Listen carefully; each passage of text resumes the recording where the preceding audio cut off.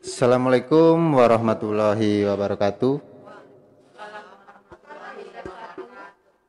Kembali bersama saya Andi dari tim PKRS pada hari ketiga di rangkaian kegiatan Hari Kesehatan Nasional ke-56. Hari ini berkesempatan hadir Vivin Anggrayani, perwakilan dari Ruangan Bedah, membawakan materi penyuluhan kesehatan dengan judul perawatan luka modern.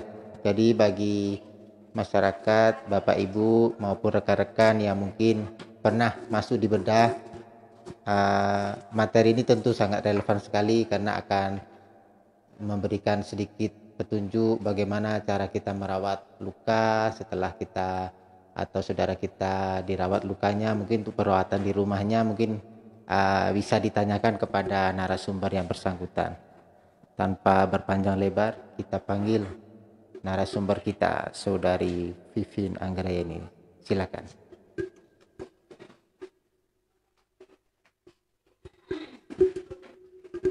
Terima kasih, moderator. Bismillahirrahmanirrahim. Assalamualaikum warahmatullahi wabarakatuh. Selamat pagi, salam sejahtera untuk kita semua yang ada di Permisa Live Streaming PKRS RSUD MZen Painan ini. Di dalam hari peringatan HKN yang ke-56, saya Vivin Anggrayani, perwakilan dari Ruangan Bedah, sini akan memberikan tema perawatan luka modern. Jangan yang ini agak ke atas. Nah, kalau dituju dulu.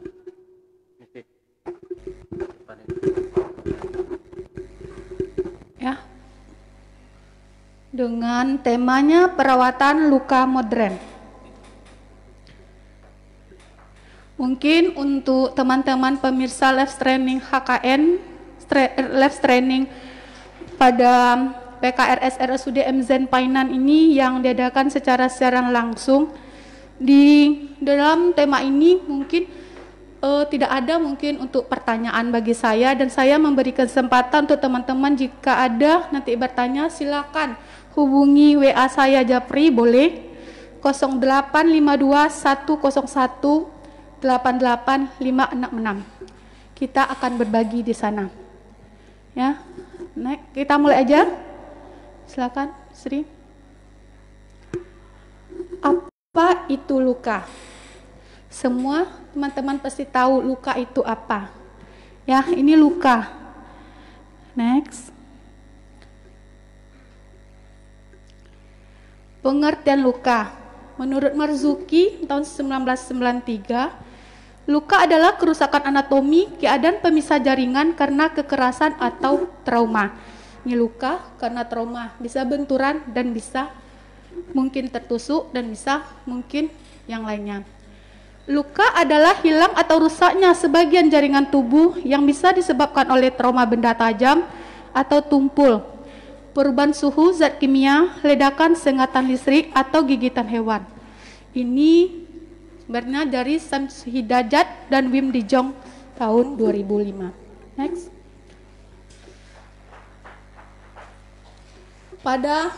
Sebelum kita membedah tentang luka, kita harus tahu dengan lapisan-lapisan kulit. Nah, untuk teman-teman ini ada epidermis, dermis, dan hipodermis. Next. Ya, lapisan kulit yang saya bilang dengan epidermis itu yang berfungsi sebagai lapisan pelindung. Epidermis ini paling tebalnya di telapak tangan dan kaki. Dan untuk yang lapisan dermis terdiri atas jaringan ikat yang menyokong dan menghubungkan dengan jaringan subkutis. Tebalnya berbeda-beda, paling tebal di abdomen yaitu di bagian perut. Hipodermis yaitu merupakan lapisan di bawah dermis yang terdiri dari lapisan lemak. Jumlah dan ukurannya berbeda menurut daerah tubuh dan keadaan nutrisi individu. Next. Ini adalah fisiologi penyembuhan luka. Di dalam penyembuhan luka itu akan ada tahap-tahapnya, yaitu dengan tahap inflamasi. Pada tahap ini akan terjadi kemerahan, panas, nyeri, dan bengkak. Ini biasanya dimulai dari awal pasien itu luka dan sampai 5 hari berikutnya. Pada 24 jam pertama, saat terjadi perlukaan mengontrol pertumbuhan bakteri, membuang jaringan mati. Ini kita harus mempersiapkan luka pasien. Karakteristik luka tampak memerah sebagai tanda pertumbuhan jaringan epitel. Yang kedua yaitu tahap proliferasi, dimulai dari 24 jam pertama sampai 21 hari. Pada fase ini terbentuk epitel. Mungkin epitel ini mungkin semua teman-teman live streaming mungkin yang sejawat dengan saya atau mungkin yang bisa untuk tahu itu yang terjadi memerah nanti ke dalam luka. Granulasi dan sintesis kolagen. Silakan. Ini tahap proliferasi yang saya sebut tadi, dimulai dari 24 jam pertama sampai 21 hari. Pada fase inilah yang akan terjadi epitel, granulasi, sintesis kolagen. Oke. Dan ini ada tahap maturasi, tahap akhir dari penyembuhan luka, dimulai dari 21 hari sampai 2 tahun. Jadi untuk luka-luka pasien bisa jadi mulai dari 21 hari dia akan sembuh dan sampai 2 tahun. Sintesis kolagen berlanjut sampai luka menutup sempurna. Oke, next. Perencanaan perawatan luka modern. Ini yang akan mungkin yang teman-teman nanti apa judul saya saat ini. Bagaimana itu perawatan luka modern ini, ya. Justifikasi perawatan luka modern yaitu sebenarnya dalam perawatan luka modern ini yang intinya tuh melembabkan moist. Luka yang sebenarnya itu harus dimoistkan. Yang terjadi, misalnya ini luka terjadi fibrinolysis. Fibrin cepat hilang pada suasana lembab atau neutrofil dan sel endotel. Angiogenesis, proses akan lebih terangsang pada suasana lembab dan infeksinya akan lebih rendah dibandingkan suasana kering. Percepatan pembentukan sel aktif invasi neutrofil yang ikuti oleh makrofag, monosit, dan limfosit ke daerah luka yang akan berfungsi lebih dini. Pembentukan growth factor lebih cepat pada suasana lembab terjadi pada fase maturasi. Pada fase inilah yang untuk memuaskan luka. Jadi mungkin dengan cara memuaskan atau melembabkan luka ini kita akan mengurangi infeksi yang lebih rendah. Next.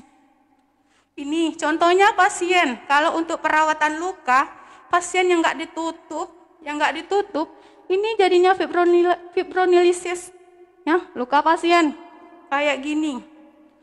Oke, next. Ini tanggal, next. Ini tanggal 11/3. Ini anggap aja tanggal yang kita lakukan hari pertama ya. Lanjut. Tapi ini yang kita lakukan setelah dilakukan perawatan luka. Kita tutup luka pasien. Luka ini bukan untuk luka pasien kami aja. Teman-teman yang di ruang-ruang sana, atau yang di puskesmas, atau yang ada pasiennya di rumah, atau mungkin ada pasiennya tersendiri, atau keluarganya tersendiri, silahkan. Ya, ini ditutup. Ya, ditutup. Next. Ini lukanya. Luka yang tadi yang jadi fibrinolysis, ini luka kalau udah dibuka untuk sampai 3 hari. 19, 20, 21, tanggal 21 kita buka kayak gini. Jadi boleh ya di rumah mungkin kalau ada yang bisa untuk perawatan ini. Boleh? Next. Persiapan dasar luka.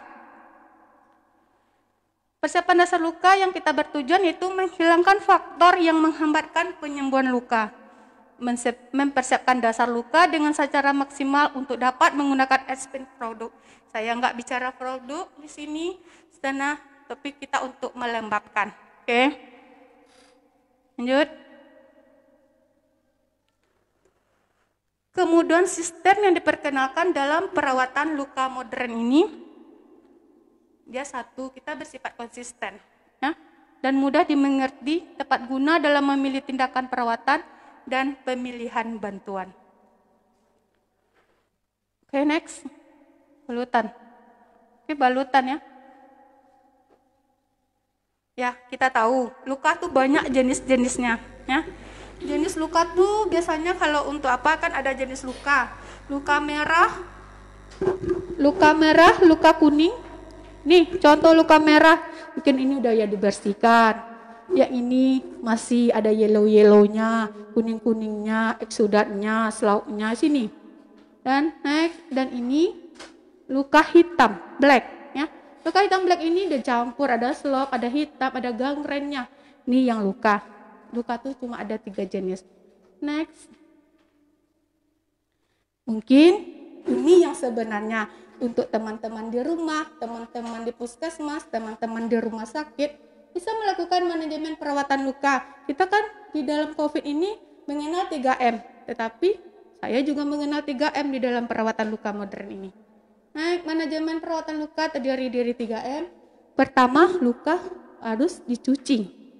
Mencuci luka, membuang jaringan nekrotik atau benda asing pada luka, dan memilih topikal terapi tepat guna. Ini bisa kita konsulkan ke dokter yang bersangkutan atau ke ahlinya. Oke. Next. Nih cara mencuci luka ya, teman-teman. Teman-teman streaming yang ada di sini. Untuk yang di rumah boleh juga, kalau mungkin ada pasiennya diabetes atau keluarganya yang mungkin sulit untuk mencapai ke rumah sakit di saat pandemi ini, boleh bersihkan luka. Bersihkan luka tuh mungkin bisa dengan air pokoknya air bersih, air hangat. Yang penting luka dibersihkan dengan menggunakan sabun. Kalau di rumah sakit mungkin ada recommendednya. Kalau di rumah bisa digunakan dengan sabun yang pakai cuma baby oil. Sabun baby, maaf saya sabun baby. Oke. Next. Ini gunanya mencuci luka, meningkatkan, memperbaiki dan mempercepat proses penyembuhan luka. Next. Dan kita membersihkan luka menghindari terjadinya infeksi. Membuang jaringan. Di membersihkan luka ini kita udah sekarang bersihkan, cuci, menghindari terjadi infeksi, membuang jaringan-jaringan mati.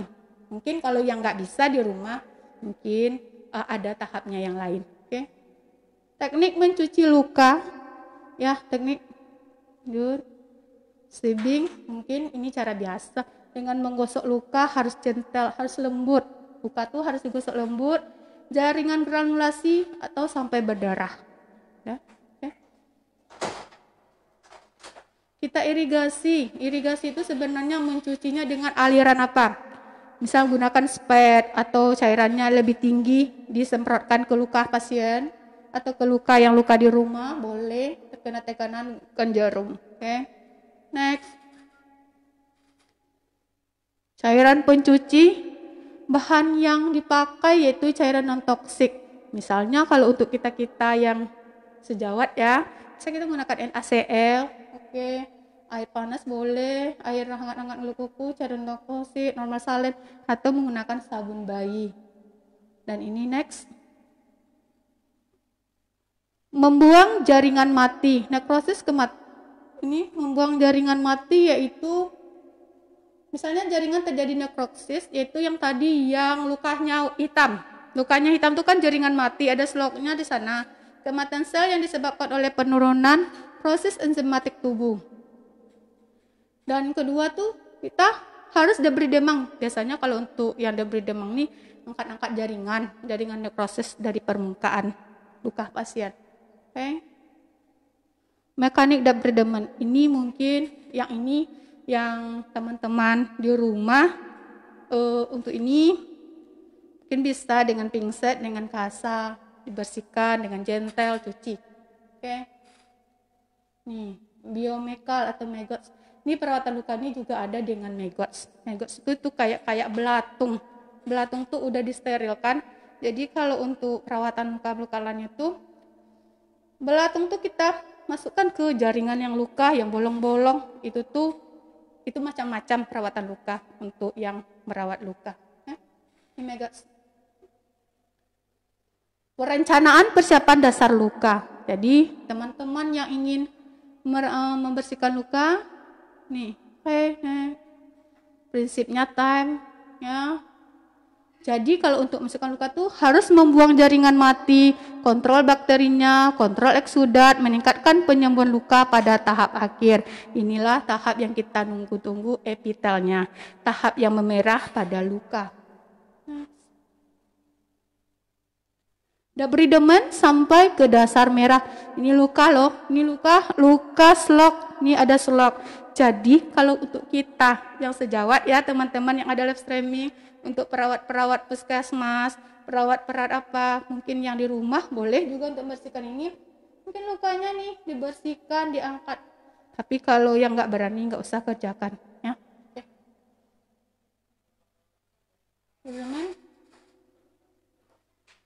Kontrol inflamasi infeksi pada biofilm. Inilah yang terjadi kalau luka-luka yang nggak kita tutup.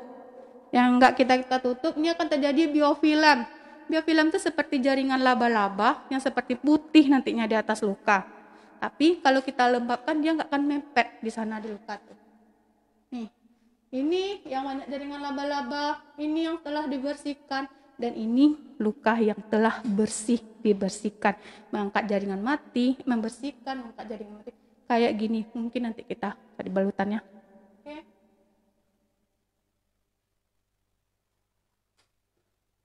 Yang M-nya proses proliferasi memerlukan suasana lembab yang seimbang.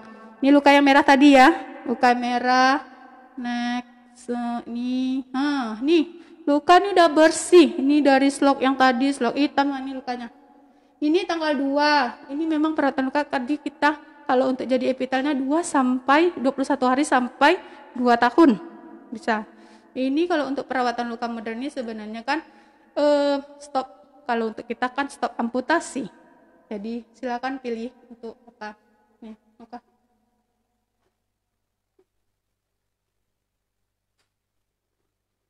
Pembentukan epitelisasi memerlukan suasana lembab yang seimbang. Nah, ini kita kan membentuk epitelisasi, merah kita menutup. Nih, luka udah ditutup, udah dibersihkan, dikasih salep, nih bersihkan. Ini ada produknya, dikasih salep, ditutup. Untuk rapi semua lukanya. Next. Oke. Ini luka yang terjadi pada yang tadi. Kan udah dibersihkan. Nih, tadi bulan 3, nih bulan 2, bulan 5. Nah, ini jadinya merah. Oke, next. Tapi di dalam perawatan luka ini pasti ada faktor penghambat penyembuhan prosesnya. Ya. Dia ada penyakit penyerta di dalamnya.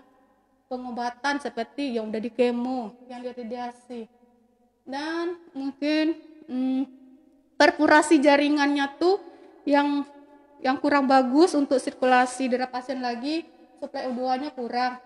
Dan upaya untuk makannya aja susah, malnutrisi dan dehidrasi. Dia nggak mau minum, nggak mau makan, pasti lukanya akan sulit untuk kita berikan perawatan.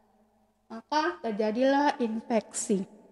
Ini yang penyebabnya dari faktor proses penyembuhan. Next. Ini bisa jadi faktor, family faktor, finansial, dan lain-lainnya. Luka.